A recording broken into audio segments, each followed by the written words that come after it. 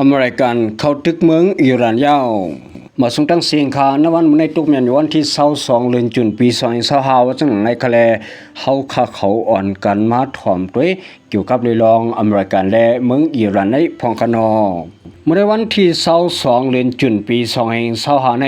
อยู่ที่ไผเมืองอเมริกันเขาและเอาดังคือวินเขาเสกว่าปล่อยหมักเสตีเฮ็ดหมักนิวเคลียร์ในเมืองอิหร่าน3ตีวันในเขาอองที่ในเมืองอิหร่านที่หนึ่งนั้นที่มีลอยลงลูกหนึ่งกรณีนั้นเขาเลยจูงลอยเสียยาวก็คุลงตั้งแต่กว่าปีป้องมันตั้งนำตั้งหลายยาวก็นั้นเขาได้เฮ็ดไว้เครื่องนิวเคลียร์เขาทั้งนำตั้งหลายวันในเขาอองอยู่ที่ไผเมืองอเมริกันเขาเสียแล้วดังคือวินเขาใน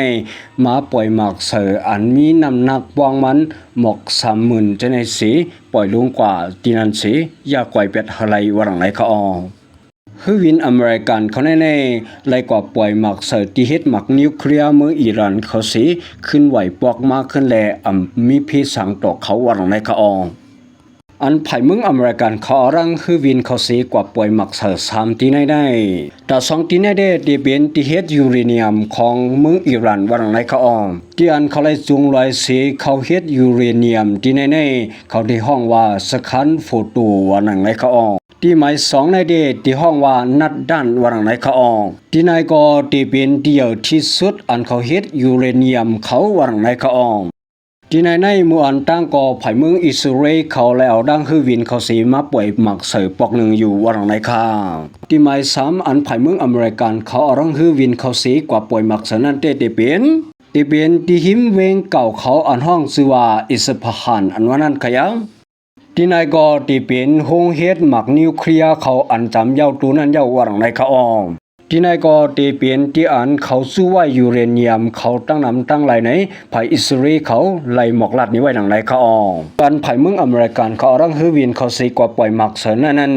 ผลนับเอาเขาย้ำในเมืองอิหร่านเขาว่าป้อในจึงที่เป็นกลางในเจ้า2 โมงครึ่งวันในเขาอองจอมจึงอเมริกาจือห้องว่าตัวเนทรัมอันว่านั้นมันทำเอาดังตับซึกคือวินภายอเมริกาเขาจะไหนเสียก็พุดยื้อใส่ที่ลำลองลงของเมืองอิหร่านเขาเยาแลหลายๆเมืองจะในได้อ่อนกันทัดสั่งหรือภายเมืองอเมริกันเขาแข้งไว้ไหนและหุจอมเขาเงามีหนังในเขาอองปัญหาที่ในเมื่ออันตั้งได้ก็เป็นปัญหาอิสราเอลและสันตั้งเมืองอิหร่านกวยวันในสิตาก็กำในซ้ำภายเมืองอเมริกาก็ปาเข้ามาจอมนั่นขยาวอยู่ในภายอิสราเอลและสันตั้งเมืองอเมริกาเขาในได้ก็คาเมืองอิหร่านเขา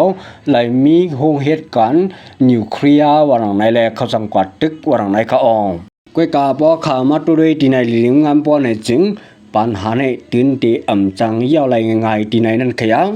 ผมว่าอเมริกันในขอบไว้ไผ่อิสราเอลเสียสวยตึกอยู่กุไผ่วันในสิตากองเมืองออยลีอันเฮ็ดก่อกันตั้งเมืองอิหร่านนั่นก็สัมติมีเทียงหลายๆเมืองนั่นขยะเมื่อนังเมืองขีเลสังยาก็เมืองรัสเซียเขาจะในเลสังเขาในเฮ็ดก่อกันมาตั้งนำตั้งหลายนั่นขยะอยู่ที่ไผ่เมืองอิหร่านก็เตียงหมายตับซึกเขาอันเป็นนาทีอเมริกันเขามีไว้เหตุการณ์ไว้อยู่เช่นนั้นก็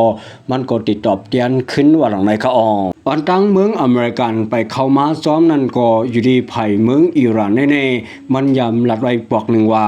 ปัญหาในกีกังอิสราเอลและอิหร่านในพวกอเมริกันเข้าป่ามาซ้อมในตีตุกถูกเลือสิเปิ้นว่าหลังในเขาออกก้อยกาวันน้อยสิตาก็สังว่าไผ่เมืองอเมริกันเขาในเข้าป่ามาซ้อมบ่ในจึงปัญหาแน่ๆมันตินกว่าเขาเย้าว่าหลังในเขาออกก้อยกาเกี่ยวกับเรื่องร้องในสีอยู่ที่ไผ่เมืองอเมริกาเขาก็ซ้ำปามาจอมในปังตึกอันในเอาแลที่เลยว่าปัญหาเช่นในกวางไกไว้ไหนหลายๆไผ่ทัดหันไว้หนังในเขา